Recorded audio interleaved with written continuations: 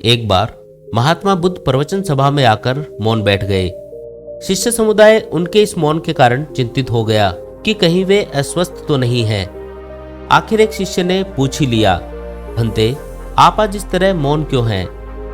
बुद्ध नहीं बोले तो दूसरे शिष्य ने फिर पूछा, गुरुदेव, आप स्वस्थ तो हैं ना? बुद्ध फिर भी मौन ही बैठे रहे। इतने में बाहर से एक व्यक्ति ने जोर से पूछा, आज आपने मुझे धर्म सभा में आने की अनुमति क्यों नहीं दी? बुद्ध ने कोई उत्तर नहीं दिया और आंखें बंद कर ध्यान मग्न हो गए।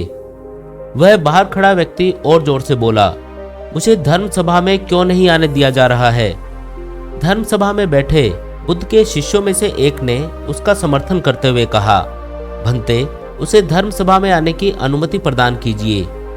महात्मा बुद्ध ने आंखें खोली और बोले, नहीं, उसे अनुमति नहीं दी जा सकती क्योंकि वह अछूत है। अछूत? मगर क्यों?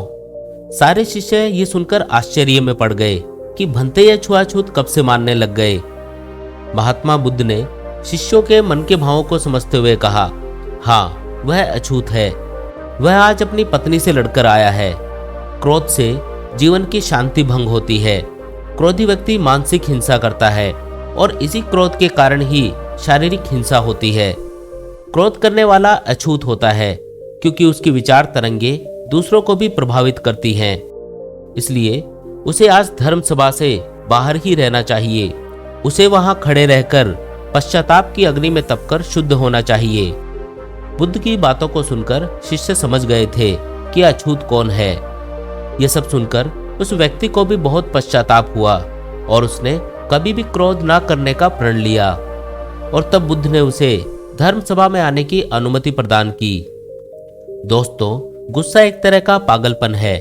जैसे माचिस की तिल्ली दूसरे को जलाने से पहले खुद को जलाती है, उसी तरह गुस्सा पहले आपको बर्बाद करता है, उसके बाद दूसरे को। जिंदगी में बहुत बार ऐसा होता है जब हमें किसी दूसरे की बातों, गलतियों या काम पर गुस्सा आने लगता है। लेकिन सोचिए, जिंदगी में गलतियां किससे नहीं होती। हमेशा याद रखिए कि गुस्सा करने से सिर्फ और सिर्फ नुकसान ही होता है, फायदा कुछ भी नहीं। इसलिए हमें गुस्सा नहीं करना चाहिए और अगर गुस्सा आए भी तो उसे भूलकर आगे बढ़ना चाहिए।